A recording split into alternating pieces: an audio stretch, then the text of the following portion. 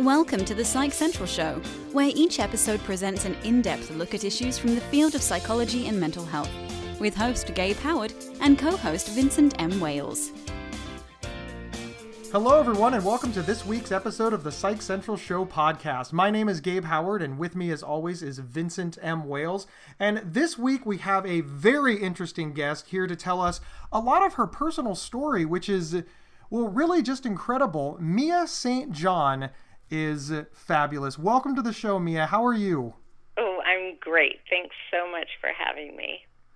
Oh, you're very, very welcome. So I would love to just say, please tell your story and just let you talk for the next 25 minutes. That would just take so much pressure off of us. But we want to kind of, we want to take this into bite-sized chunks. So the first question that we're going to ask is about your son, Julian, and sort of his mental health as a child. Yeah, so my son had schizophrenia, a brilliant child, the love of my life, my firstborn, my only son, very artistic. He was a very well-known artist in the Laguna Beach, OC area, even though we're from Los Angeles.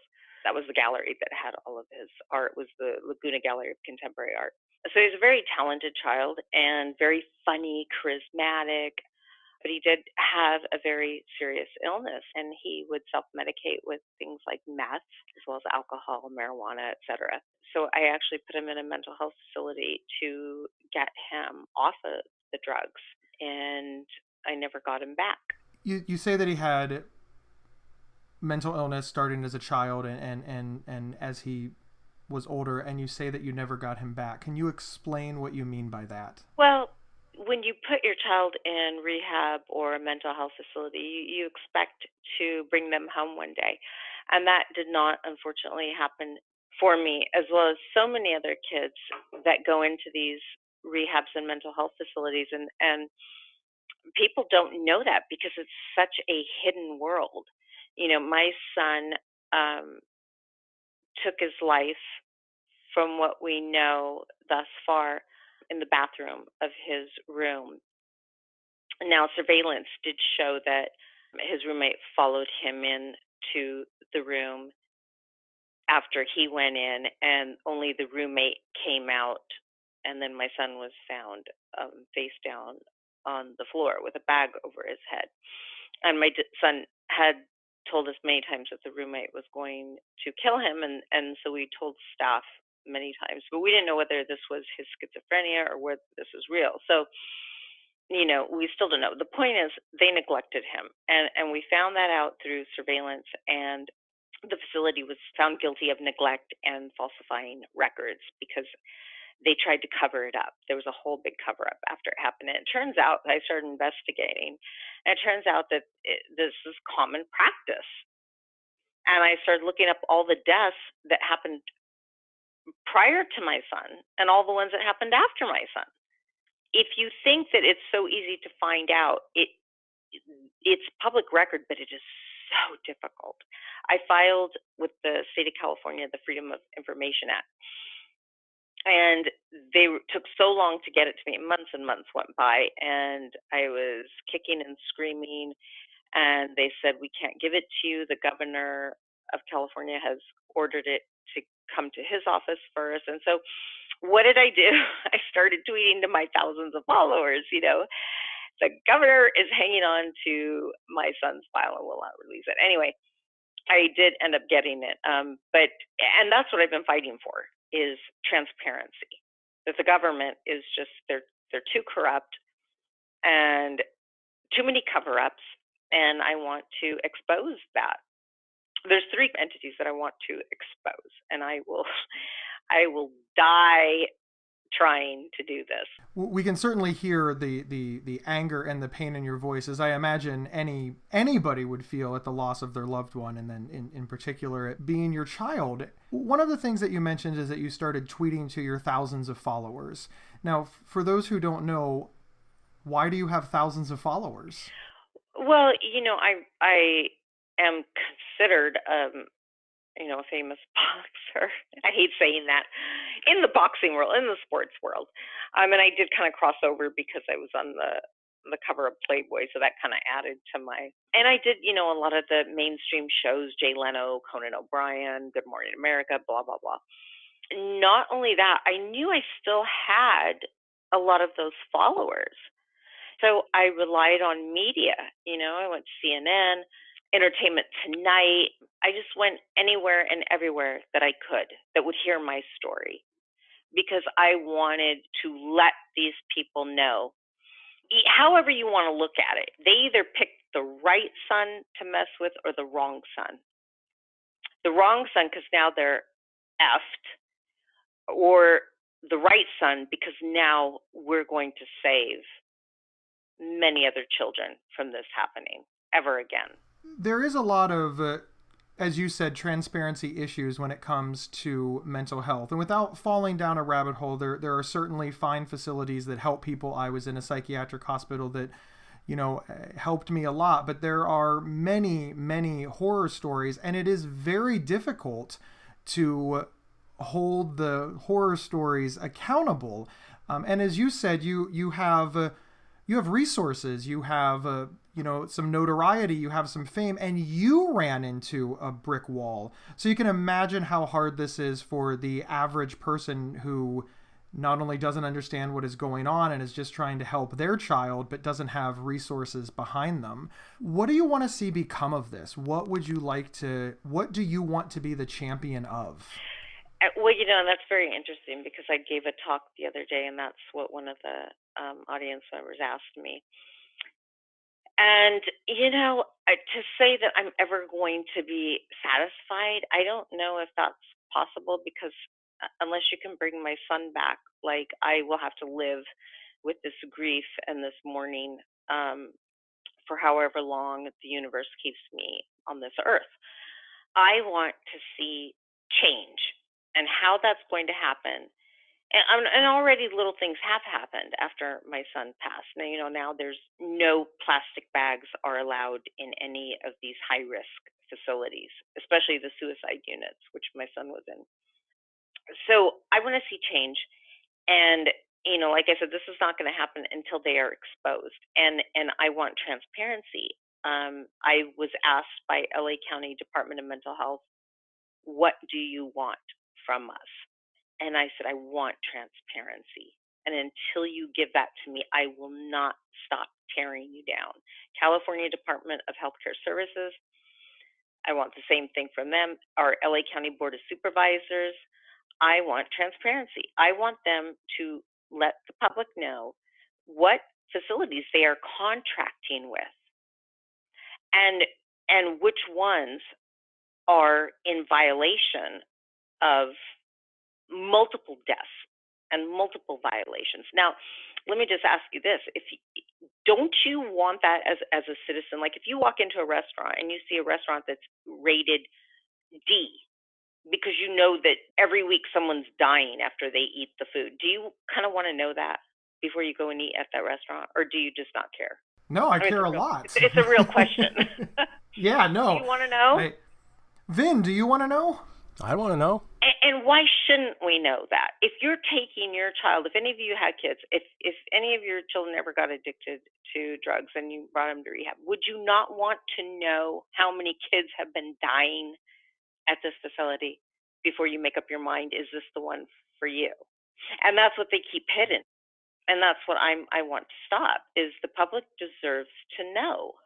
Because I guarantee you, if I would have been told that, if I would have known that about this facility, my son would have never stepped foot in there. I know you mentioned about all of the things that they have to ban in these types of places to prevent suicide, and it is ridiculous how much they go through to do that.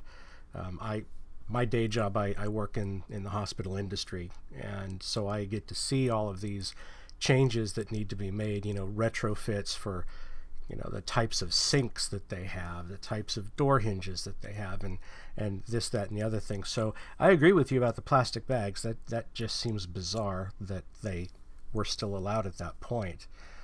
And I know too that organizations are moving toward transparency, but it's such a slow process. I'm not sure why, but it seems to be. But that is a word that gets bandied about quite a bit. So I urge you to, keep up your work. Yeah. And I noticed another thing that's happening a lot, like my son, thank God for surveillance and toxicology. Thank God. Because toxicology showed that he was not on his vital antipsychotic, which could be why he took his life if he did. And surveillance also showed that they were not doing the mandatory checks on someone who's high risk. It was supposed to be every 15 minutes. And it shows that my son was in that room. He went in the room, shut the door. He was on the payphone with me. I was the last person to talk to him. Went into the room, shut the door, and for an hour, nobody checked on my son until it was lunchtime. And they went to see why he didn't show up for lunch. But that whole hour went by and none of the checks were done. So in the end, Mia, who do you think is really responsible for Julian's death? I think the facility is responsible. And apparently the law thought so too, because we did sue them. And the fact that it had happened so many times, it happened before my son got in there. They had just settled a lawsuit when my son entered that place, and then it happened after. So there's obviously something going on, neglect, lack of education in the staff, or I don't know. I'm sure there's a lot of factors, but yeah, I blame the facility. You took my money and you didn't do what you said you were going to do. And, the California Department of Healthcare Services, they only check on these facilities to make sure they're doing the right thing every 5 years, which is ludicrous. You check on a restaurant like every year, I think it is. This episode is sponsored by BetterHelp.com. Secure, convenient, and affordable online counseling. All counselors are licensed, accredited professionals. Anything you share is confidential. Schedule secure video or phone sessions, plus chat and text with your therapist whenever you feel it's needed. A month of online therapy often costs less than a single traditional face-to-face session. Go to BetterHelp.com/Psych Central and experience 7 days of free therapy to see if online counseling is right for you. BetterHelp.com/Psych Central. One of the points that you made, earlier when you asked us about the restaurants, don't you want the health department to come in and inspect restaurants more often? Don't you want to know what their ratings are? Obviously, if people are suffering or dying or getting sick because of the food, you want the restaurants swiftly shut down. Do you think that, one, I think we can all agree that we'd like to see this for, mental health facilities, because folks are very, very vulnerable when they're in a mental health facility, and they're a lot less vulnerable when they're, at a restaurant. Do you feel that the reason that the laws aren't the same, or that people aren't watching, is because people don't care? I mean, why do you think this is? And we should also point out that your experience is in California. So as we have listeners all over America, these may not be the laws in, Ohio or Idaho or... Let me point out that California has the worst record for these deaths in rehabs and mental health facilities across the nation. Do you think that is because of a misunderstanding, a lack of caring, both? I believe it's lack of oversight. That, think about it. We have the LA County Board of Supervisors, which is 5 people to overlook LA County, which is, we have millions of people here. Yeah, lack of oversight. Yeah, I think it's lack of oversight. That's what it is in our state. There's so much corruption in the state of California. We could be here forever, and I can just go over every measure that's passed, every bill, every fraudulent act by the state of California, but we don't have time for that. Yeah. Now, of course, you can't discount the fact too that we have a real shortage of services for the mentally ill in this state too. I'm also in California, and oh, okay. But can I tell you something? Sure. What city are you in? Sacramento. Okay, so perfect. Mayor Steinberg. Mm-hmm. That they got the Mental Health and Services Act passed, which is right. Like almost $800 million for the homeless who are mentally ill and the mentally ill. And where's that money? Most of it There's hasn't a complicated even been answer yet. to that. a very complicated answer to that, but I understand where you're going. It's not being used quickly enough. It's still sitting there. Oh, okay. I'll tell you, a lot of the money goes into prevention. Like, for example, they had a huge concert in LA that lasted 2 weeks, and they hired athletes like Kobe Bryant and big bands and singers to come out and dance and sing and woohoo, costing millions, right? And to prevention, awareness. Really? Meanwhile, do you know how many homeless people we have on Skid Row right now? Mm-hmm. That aren't receiving services, that are mentally ill? And so everybody complains in LA about the homeless people, all the homeless people we have. Oh, but meanwhile, they're having a party that you can go to and hear, you can get an autograph from Kobe or see your favorite singer. Oh, okay.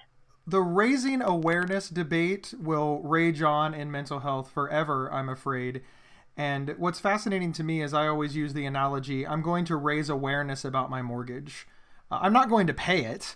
I'm just going to make people aware of it. And that apparently is success. If you are aware that I have a mortgage, I have accomplished something, apparently.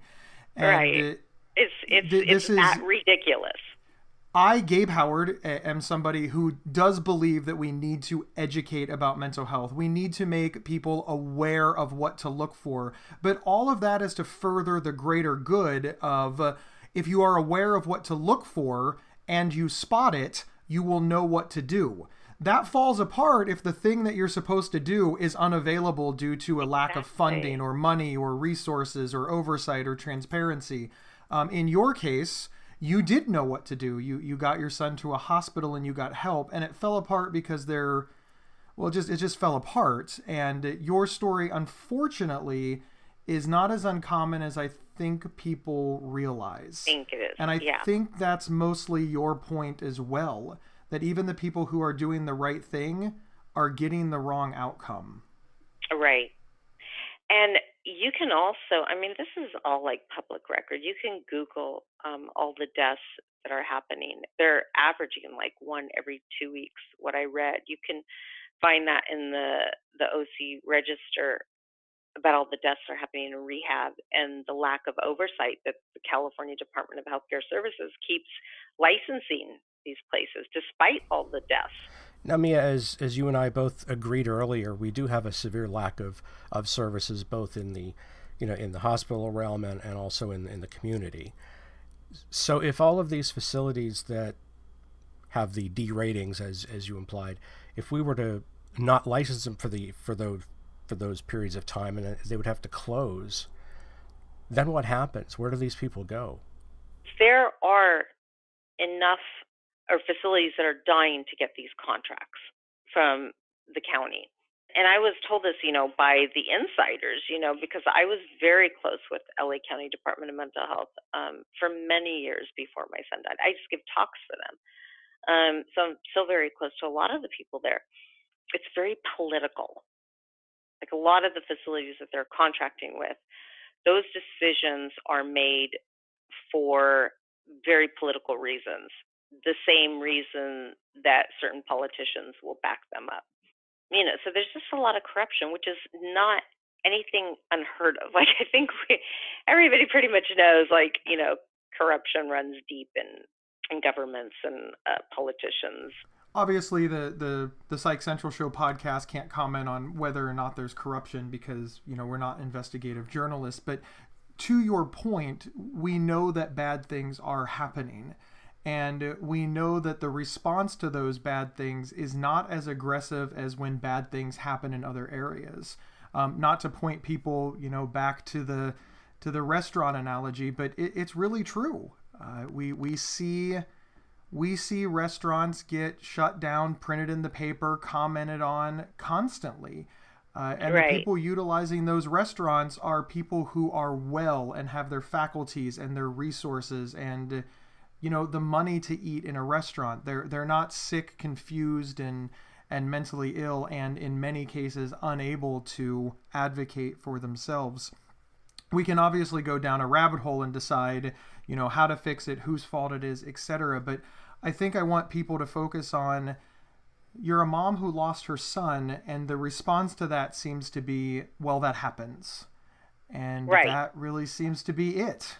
There's just Right. not a lot of ideas past that, is there? Right. And, I think another thing that people don't realize is where my son passed. He passed in Long Beach, Compton.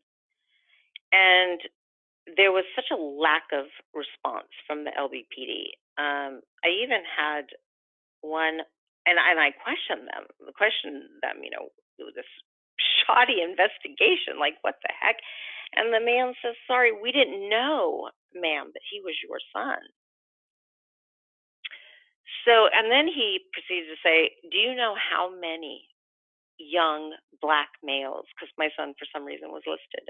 He's black and Latino, but he was just listed as black on the report when they called it in. A young black male. He said, "Do you know how many young black males come across our desk every day?" As if that makes it okay. Oh, Yes. well then. Yeah.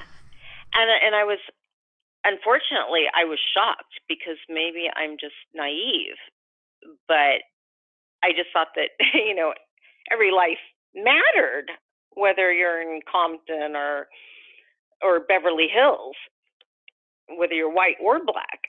Unfortunately, as we've learned, when it comes to treatment of mental illness, the more money you have, the better, and that's a shame. It's something that I live with bipolar disorder, and I talk a lot that the reason that I am well is because I had substantial financial resources and I had a great family. And if I didn't have a great family and I didn't have health insurance and I didn't have financial resources, and let's say that I was in a rural area or someplace where I couldn't easily access care, Gabe Howard's story could be a lot different. Well, one thing I want to point out, just so that people know this, thank God for insurance, but a lot of these rehabs didn't take insurance, and so we were paying like $15,000 a month for him. The reason he was in a facility, this was a private facility, but it was contracted by the county, and the reason he was there was because every rehab we ever put him in, he would just get up and walk out. Because as you know, in the state of California, you cannot force someone to be in these facilities. They can get up and walk out anytime they want. And that's what my son would do. We would pay, and he would walk out the next day and start using again. And so we found out that the only way to keep him by force was to put him in one of these county facilities and get conservatorship. So that's what I did. I went and fought and won conservatorship of my son. And, my son was, like I said, he was so artistic and so beautiful. But he had a terrible addiction for meth. And so many times he nearly died, walking out onto traffic in LA, being high on meth. And I was desperate to get him sober. And the only way to do that was to put him in a locked facility where he couldn't just get up and walk out. And I don't think a lot of people know that. Mia, we're nearing the end of the show. The really the final question that I have is I know that unfortunately a lot of people can relate to your story. There's a lot of families struggling. There's a lot of parents fighting for their children. Is there any piece of advice that you can offer them so that perhaps they can have a different outcome than your family? Definitely. I tell everybody, I give talks everywhere now. And, I even started a center of my own for these kids in Santa Monica or I started programs in Santa Monica and I opened a center in Palm Springs. But my advice is do your due diligence. It's going to be tough because this information is very difficult to get, even though it's quote unquote public record. It's not. It's very difficult, but do that homework regardless. It's hard, but do it because it could save your child's life. Find out how many deaths have been happening in that particular facility. Find out how many violations and what the violations are. And then make your decision. Thank you so much for sharing your story with our audience. Do you have a website where you can be reached? Yes, people can reach me at miastjohnfoundation.org, and you can see all the programs that we have and where we're located. And we are free, a free center. Sounds wonderful. Yes, thank you so much. Thank you. And thank you, everyone, for tuning in. Remember, you can get 1 week of free, convenient, affordable, private online counseling anytime, anywhere by visiting betterhelp.com/psychcentral. We'll see you next week. Thank you for listening to the Psych Central Show.